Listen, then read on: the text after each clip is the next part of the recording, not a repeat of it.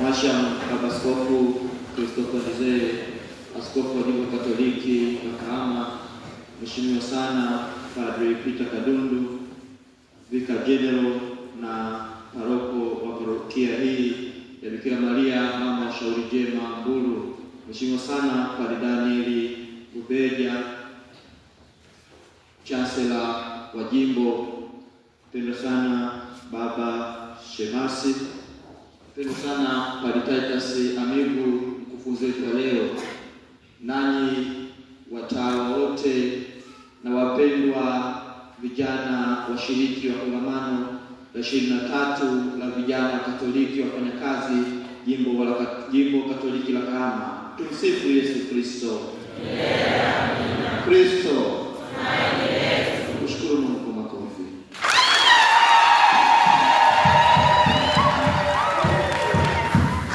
Tumekusanyika asubuhi ya leo kwa ajili ya adhimisho la Ekaristi Takatifu kwa lengo kuu la ufunguzi wa kongamano letu la 23. Mwasha Baba Askofu, tuna jumla ya washiriki 701 mpaka jana saa 7 usiku. Hao ndio ambao watakuwa katika kongamano letu. Jumla ya parokia zilizoshiriki ni zote isipokuwa kwa parokia ya Maximilian Kolbe Iponya, parokia ya Namonge na parokia ya Ngaya. Hao ndio ambao wanakosekana katika kongamano hili mpaka jana saa 7 usiku. Hivyo Mhashauri wa Askofu, tunakaribisha kwa ajili ya adhimisho hili la Ekaristi Takatifu na kufungulia kongamano letu. Mhashauri wa Askofu, karibu. Makofi sana.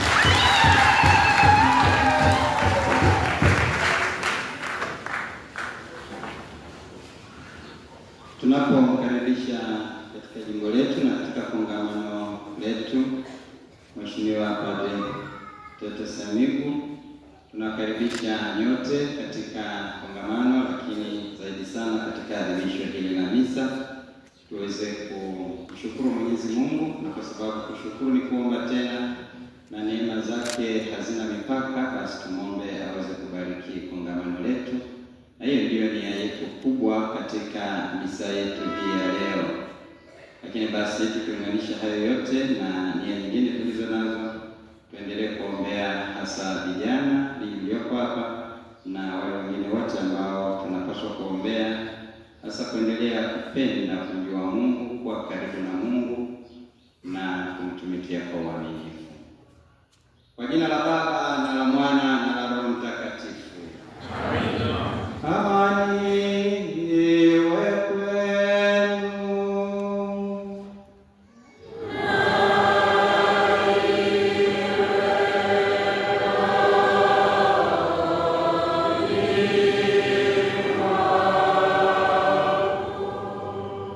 Ndugu zangu, tukiri dhambi zetu ili tupate kusahilishwa kwa kushiriki.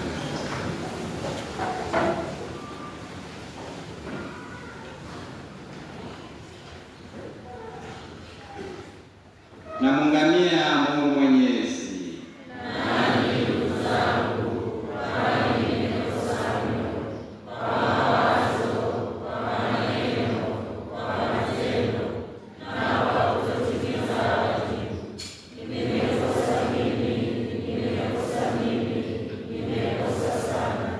Ndio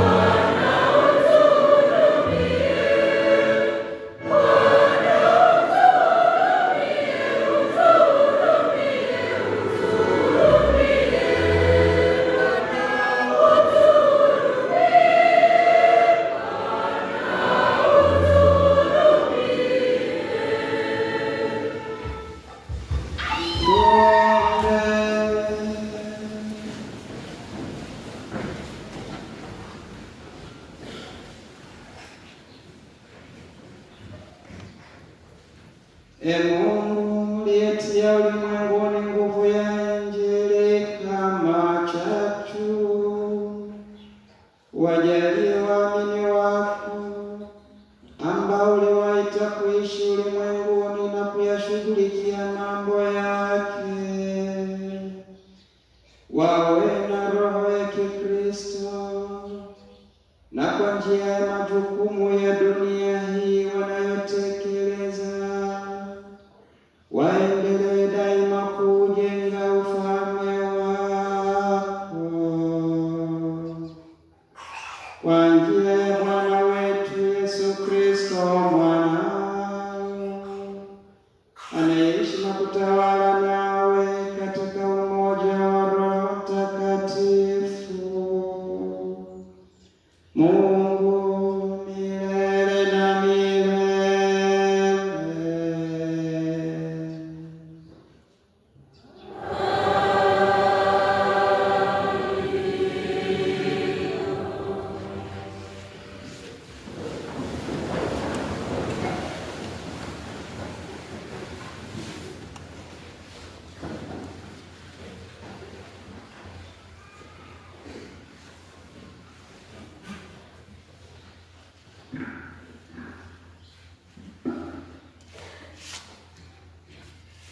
Somo katika kitabu cha pili cha Wafalme. Senakeribu alituma wajumbe kwa Hezekia mara ya pili kusema, mwambieni Hezekia mfalme wa Yuda maneno haya mkisema, asikudanganye Mungu wako unayemtumaini akisema, Yerusalemu hautatiwa katika mikono ya mfalme wa Ashuru. Tazama, umesikia ni mambo gani wafalme wa Ashuru waliozitenda nchi zote kwa kuziangamiza kabisa. Je, utaokoka wewe? Basi Hezekia akaupokea waraka katika mikono ya wale wajumbe, akausoma. Kisha Hezekia akapanda akaingia katika nyumba ya Bwana, akaukunjua mbele za Bwana. Naye Hezekia akaomba mbele za Bwana akasema, Bwana Mungu wa Israeli, ukaaye juu ya makerubi, wewe peke yako ndiwe Mungu wa falme zote za dunia. Wewe ndiwe uliyeziumba mbingu na nchi. Tega sikio lako, Bwana, usikie. Fungua macho yako, Bwana, uone. Uyasikie maneno ya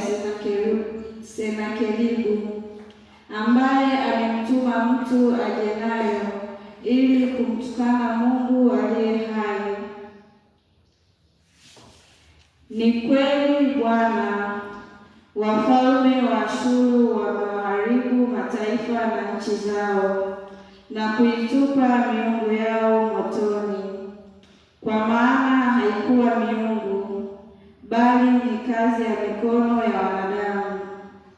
Ilikuwa miti na mawe tu, ndiyo sababu wakaiharibu.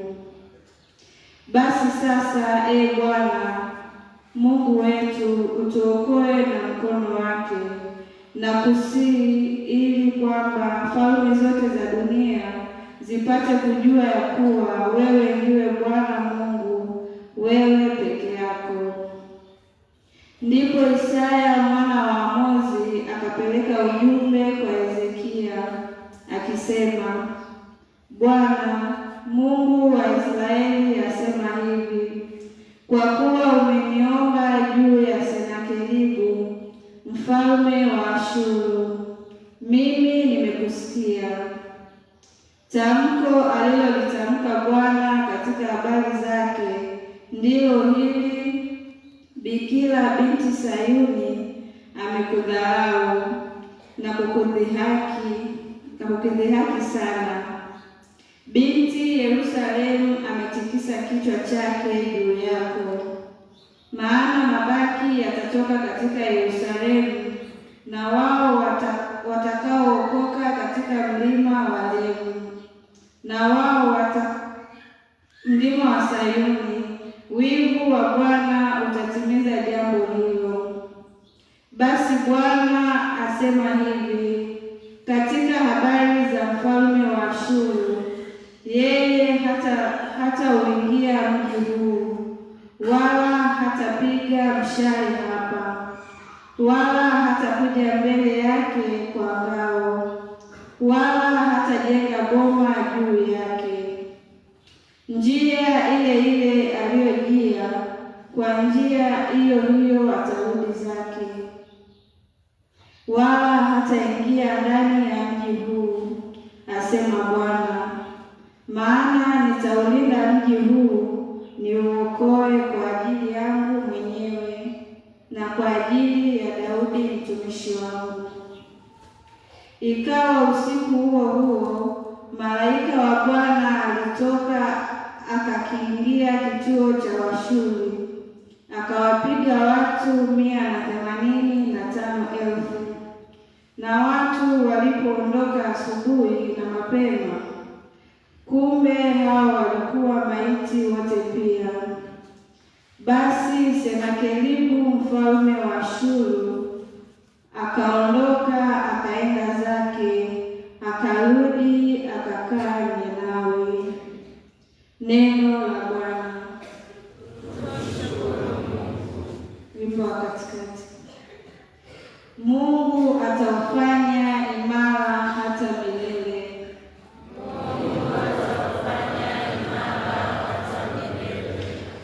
Bwana ndiye aliye mkuu na mwenye kusifiwa sana katika mji wa Mungu wetu, katika mlima wake mtakatifu. Kiitikio: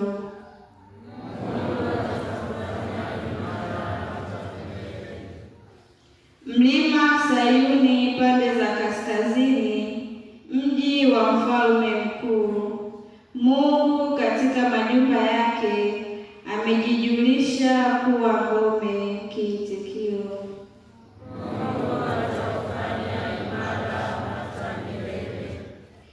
tumezitafakari fadhili zako, e Mungu, katikati ya hekalu lako. Kama lilivyo jina lako, e Mungu, ndivyo na sifa yako hata miisho ya dunia. Mkono wako wa kuume umejaa haki. Kiitikio: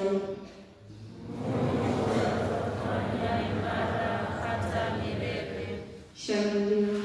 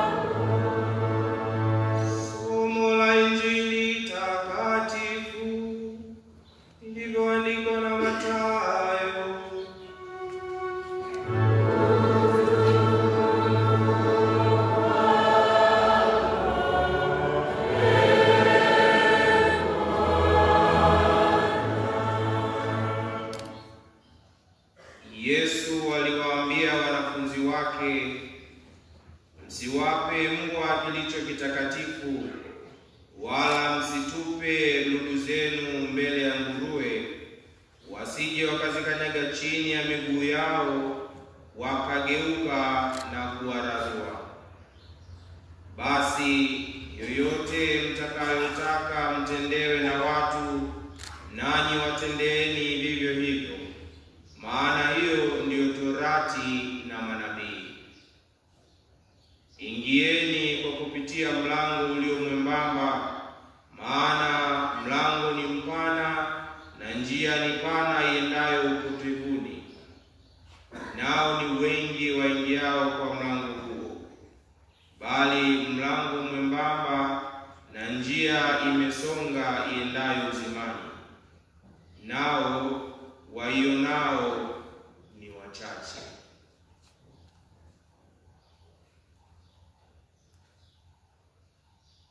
Neno la Bwana.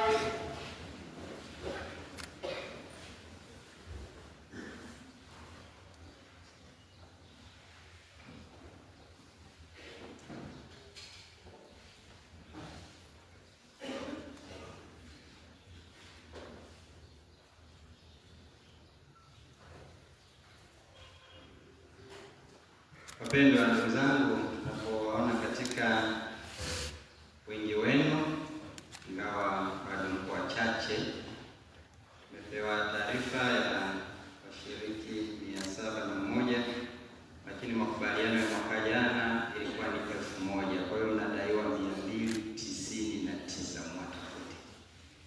299 bado tunawasubiri, mwatafute, si mmewaacha watu. Lakini hata hivi tunamshukuru Mwenyezi Mungu kwamba ninyi mmeweza kufika, na masomo tuliyosikia asubuhi ya leo yanatufundisha mambo mengi, lakini kwa nafasi tulionayo tutazungumza kwa kifupi tu. Toka somo la kwanza, Sennacherib mfalme wa Ashuru anampuuza Mungu, anamwona Mungu hana nafasi, hana nguvu, lakini basi anafundishwa baadaye kwamba anapaswa kutambua nafasi ya Mungu. Nasi tujiulize ni kwa namna gani na mara ngapi pengine tunampuuza Mungu, tumuone Mungu kama na nguvu, atumpe nafasi yake, na hivi tuombe neema ya kumtanguliza Mungu katika yote. Hiyo Injili tulisikia yako pia mengi ambayo tunaweza kuyatafakari, lakini ningependa kuchukua tu yale maneno ya mwisho kwamba ingieni kwa kupitia mlango mwembamba.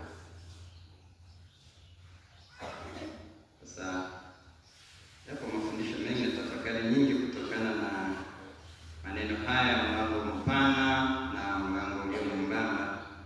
Lakini asubuhi ya leo tutafakari hilo katika kujua mlango wenyewe. Kwa mlango mwembamba ni upi?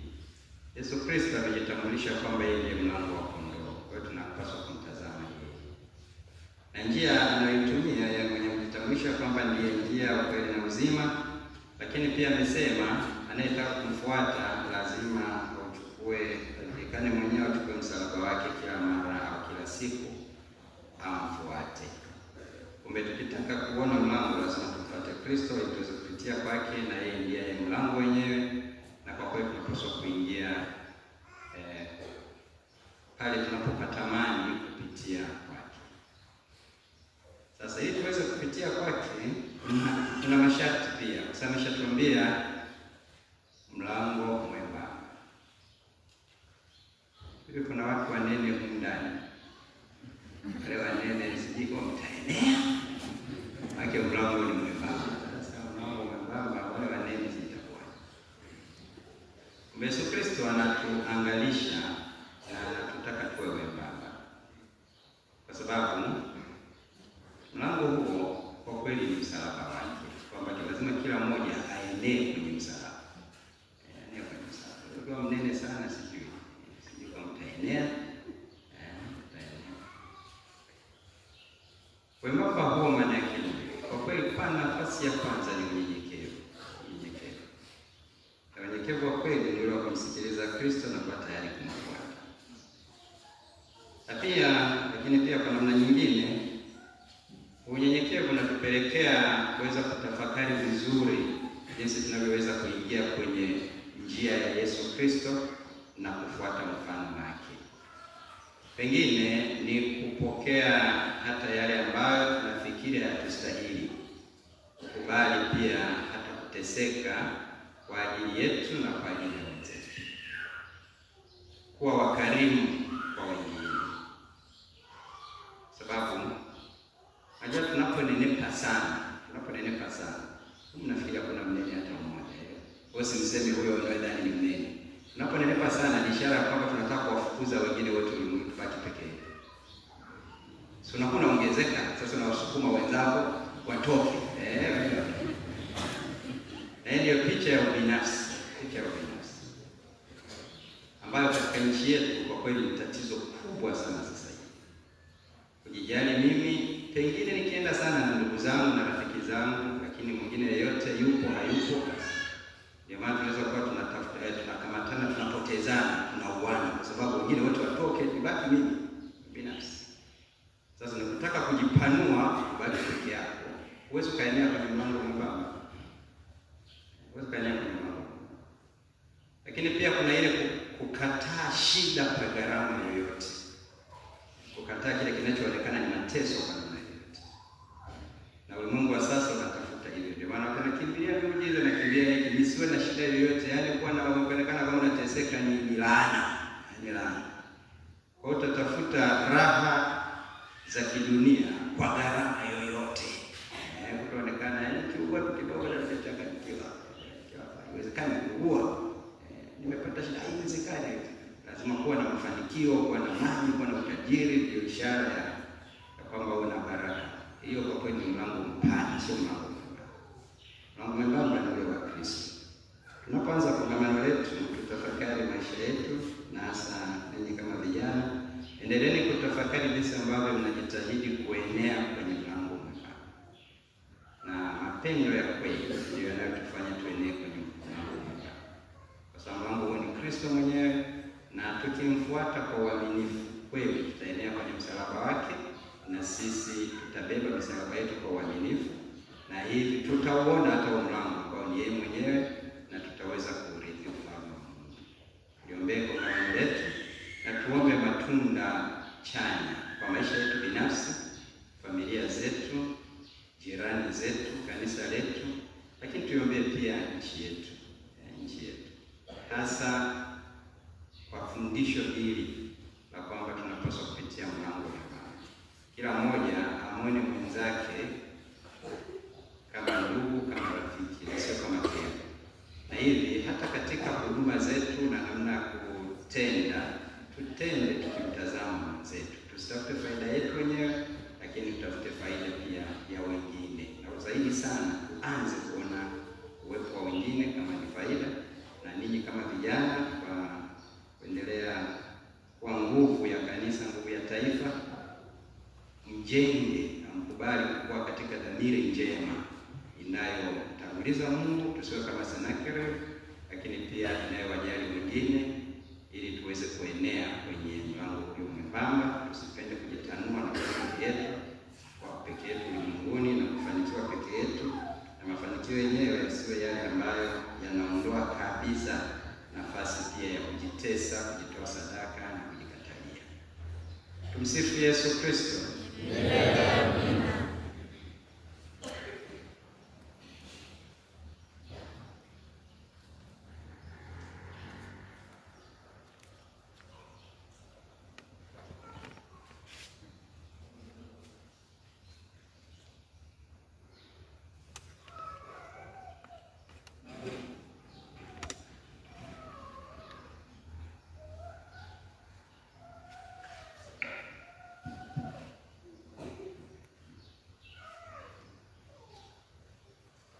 Tusimame nipelekee sala zetu kwa Mungu. Ndugu zangu, kwa unyenyekevu tumwombe Mungu Baba asikilize maombi yetu.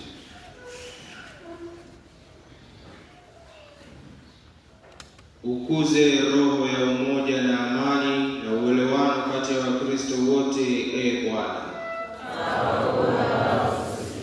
Utunze taifa lako katika imani na upendo, Bwana.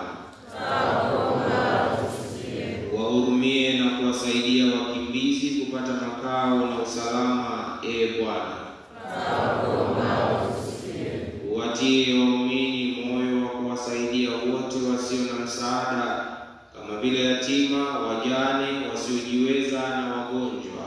Bwana, uwapokee marehemu wote waliotenda mema kwenye amani yako. Bwana,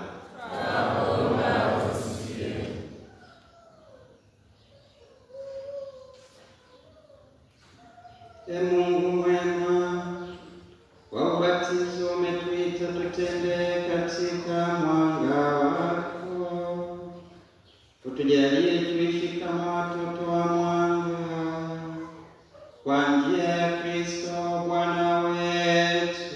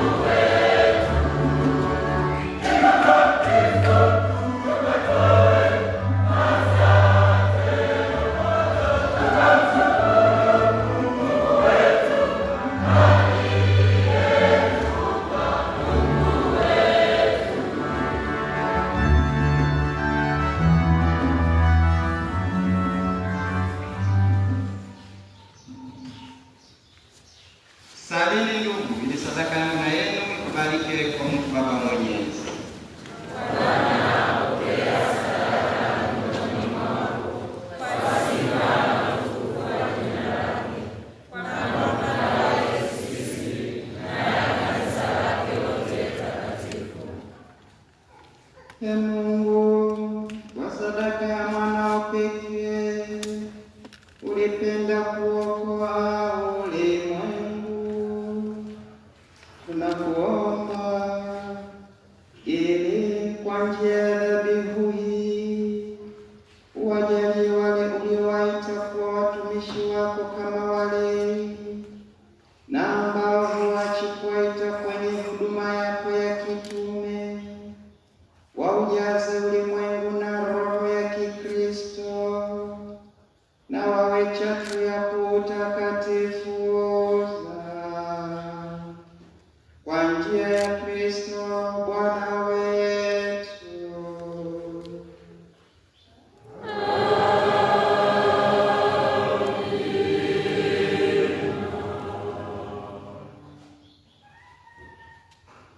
Bwana awe nanyi.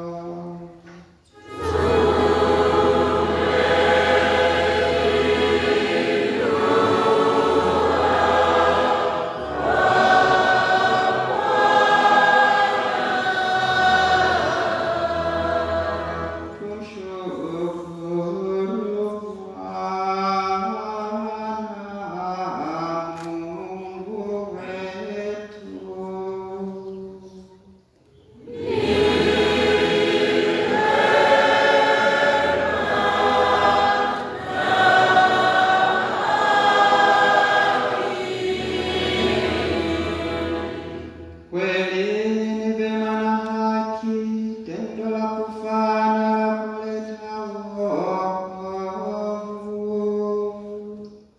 Tukushukuru wewe daima na popote. Ee Bwana Baba uliye mtakatifu, Mungu mwenyezi wa milele,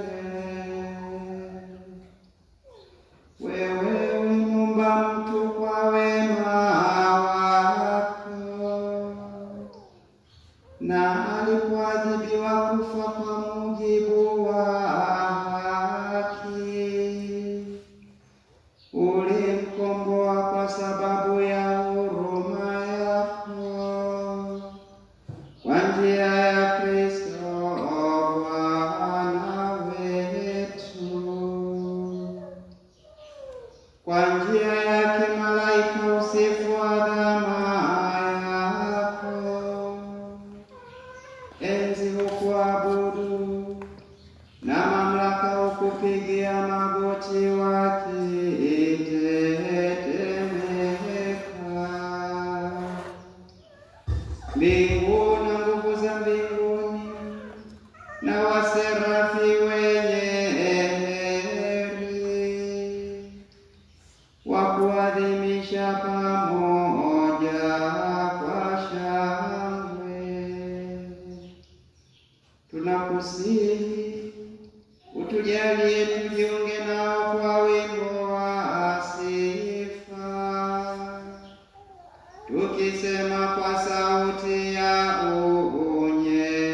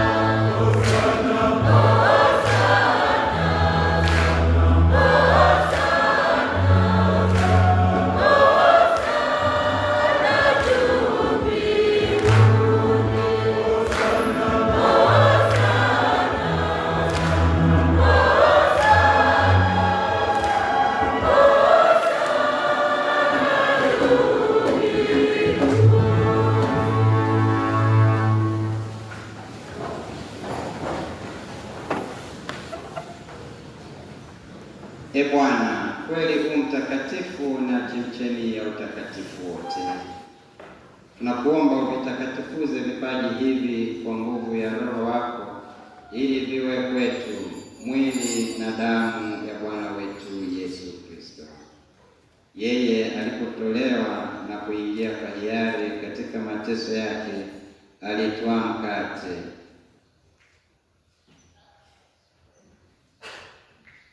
akashukuru, akaumega na akawapa wafuasi wake akisema, twaeni mle nyote, huu ndio mwili wangu utakaotolewa kwa ajili yenu.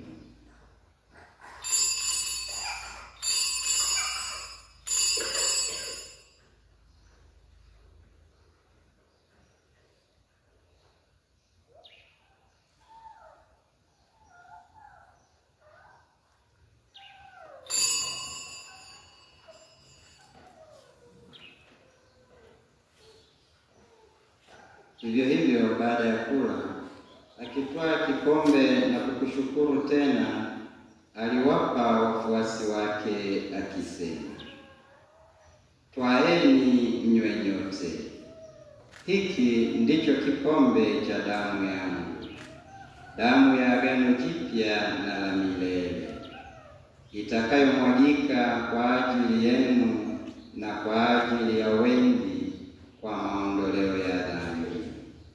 Fanyeni hivi kwa ukumbusho wangu.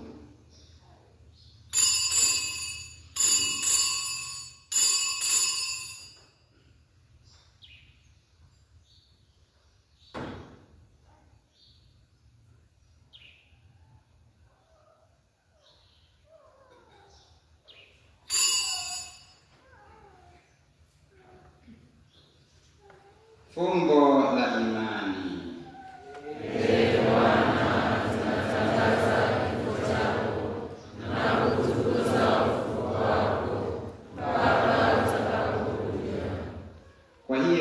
Bwana, tunapoadhimisha ukumbusho wa kifo na ufufuko wake mwanao, tunakutolea mkate wa uzima na kikombe cha wokovu. Tunakushukuru kwa kuwa umetustahilisha kusimama mbele yako na kukutumikia. Pia tunakusihi kwa unyenyekevu, ili kwa kushiriki mwili na damu ya Kristo tukusanywe na Roho Mtakatifu tupate kuwa jamaa.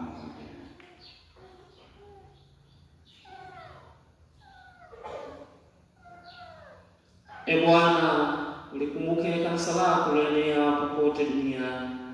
Ulikamilishe katika mapendo pamoja na Baba Mtakatifu wetu Leo wa 14 na askofu wetu Christopher Mbize na waklero wote.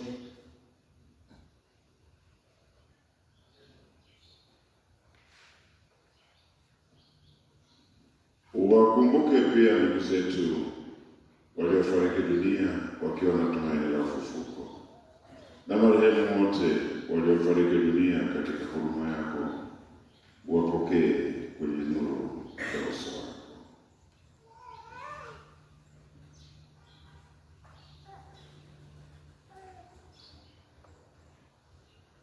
Tunakuomba utuhurumie sisi sote, ili pamoja na Maria Bikira mwenye heri, mama wa Mungu, na Mtakatifu Yosefu mume wake huyo Bikira, mitume wenye heri na watakatifu wote waliokupendeza tangu kale, tustahili kushiriki uzima wa milele na kukusifu na kutukuza kwa njia ya mwanao Yesu Kristo.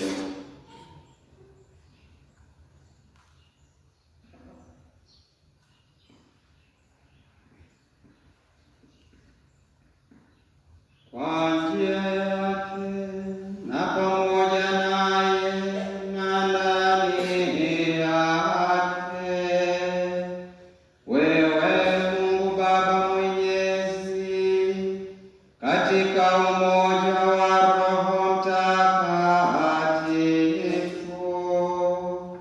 unapata heshima yote na utukufu milele na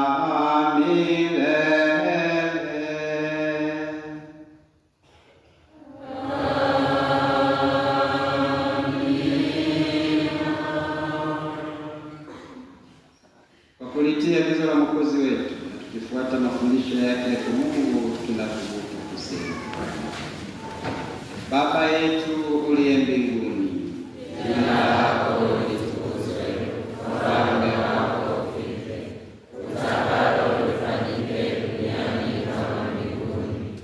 Utupe leo mkate wetu wa kila siku, utusamehe makosa yetu kama tunavyowasamehe na sisi waliotukosea, usitie katika kishawishi, bali utuokoe na maovu.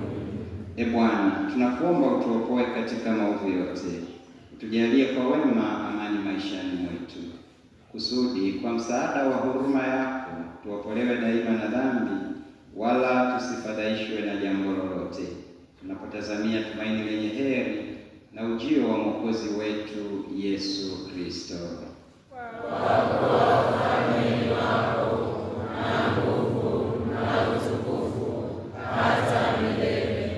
E Bwana Yesu Kristo, uliyewaambia mitume wako, amani na waachieni, amani yangu na wapa, usizitazame dhambi zetu, ila tu imani ya kanisa lako. Upende kulijalia amani na umoja kama yalivyo mapenzi yako, unayeishi na kutawala milele na milele. Amen. Amani ya Bwana iwe daima nanyi.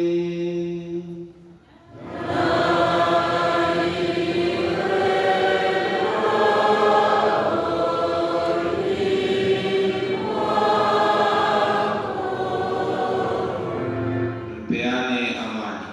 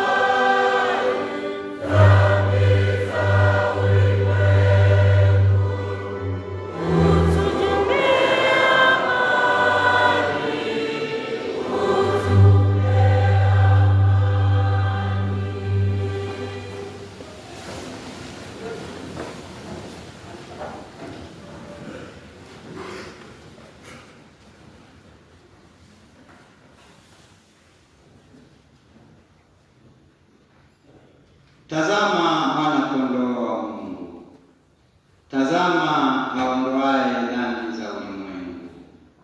Heri yao walioalikwa kwenye karamu ya mwana-kondoo.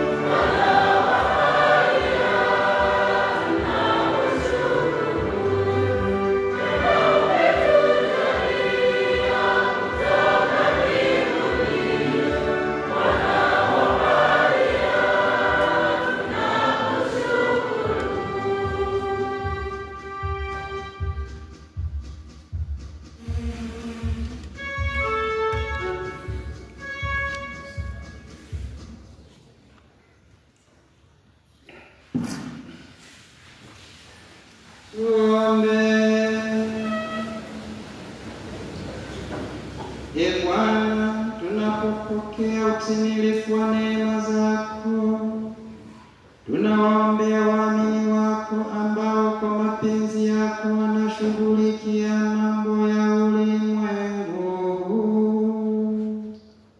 Wajalie ili wakiisha imarishwa kwa nguvu ya karamu hii ya Ekaristi, wawe mashahidi hodari wa Injili, na daima walifanya kanisa lako liwe makini na tendaji katika shughuli za dunia hii,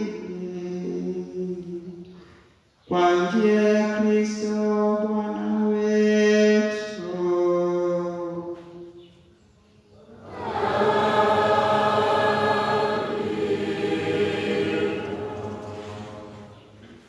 Tuketi.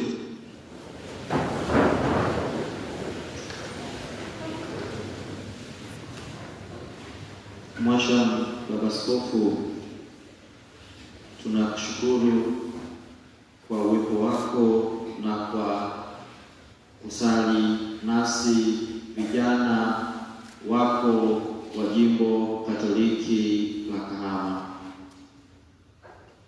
Vijana hawa ambao wametia nia ya kujifunza kuhusu Mungu katika kipindi hiki cha kongamano kuanzia jana walipofika mpaka tarehe 26, ni ishara kwamba wameamua kuwa wema kujifunza kuhusu Mungu.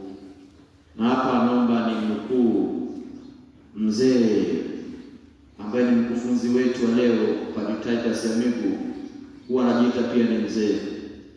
Aliyokumwambia mkuu wa wilaya ya Songea wakati huo walikuwa Mheshimiwa Saidi Mkirikiti, ambaye alizuia mazao ya seminari kwa kwenye mageti ya ushuru mpaka tulipe kibali. Akamwambia, wewe mkuu wa wilaya, hawa vijana wameamua kuwa wema, wamelima mazao yao, wanajifungia ndani, wanajifunza kuhusu Mungu kwa dunia ya watu. Wako 217. Wangeamua kuwa wezi, hii Songea usingeitawala. Mhashauri wa Askofu, hawa vijana 701 wangeamua kuwa wezi, walevi, makahaba, hapa Kahama tusingekaa. Ila kwa sababu wameamua kuwa wema na kujifungia ndani, kujifunza kuhusu Mungu, naomba tujipongeze wote.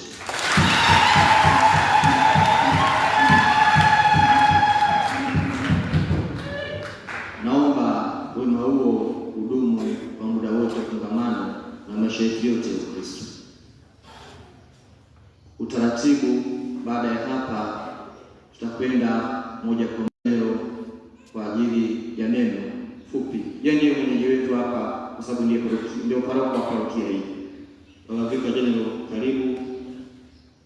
Na baada ya hapo tutapata baraka, na baada ya baraka kuagwa tutaelekea eneo la ukumbi kwa ajili ya kipindi.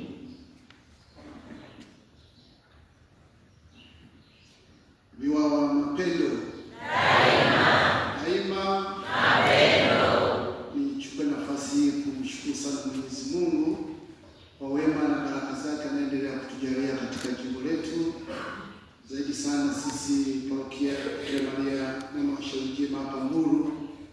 Tunapomshukuru Baba Askofu kufika asubuhi ya leo. Tunajua na ratiba nyingi, lakini ametenga nafasi kuja kufungua kongamano hili la Viwawa.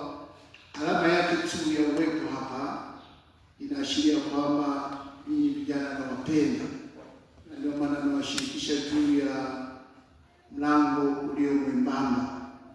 Tuendelee kutafakari hilo pamoja na yale nitakayofundishwa, ili mkao chachu kule ambako mnapokwenda, na zaidi sana kwa ajili ya ufanisi wa jimbo letu pamoja na kanisa zima. Chukua nafasi kuwakaribisha ninyi nyote. Sisemi mjisikie nyumbani hapa, mjisikie nyumbani, wengine mtaondoka hapa. Mjisikie mko Mbulu. Kwa hiyo tunawakaribisha sana.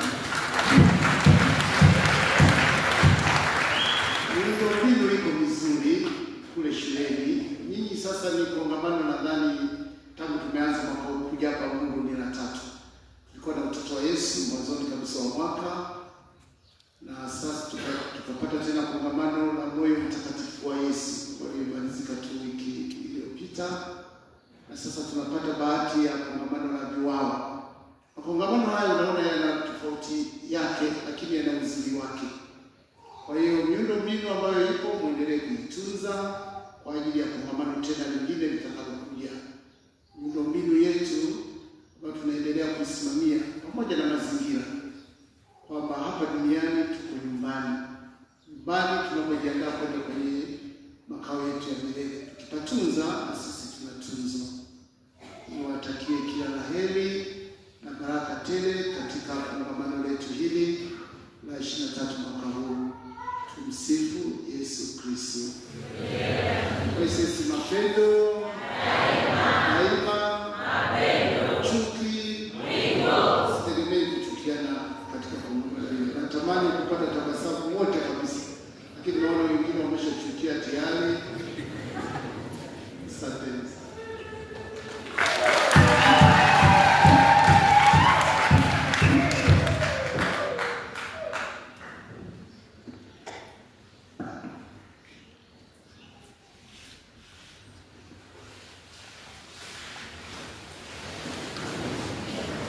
Basi kama ambavyo tumeshaambiwa tangu mwanzo kwamba umetenga nafasi kuwa hapa, naamini mmemsikiliza Roho Mtakatifu, na Roho Mtakatifu yuko hapa kwa namna pekee kwa ajili yenu. Msikilizeni yeye. Roho Mtakatifu atajifunua kwenu kupitia mazingira yetu na wale wote watakaowashirikisha yale ambayo yanawasaidia kumjua zaidi Mungu, kumpenda na kumtumikia kwa uaminifu.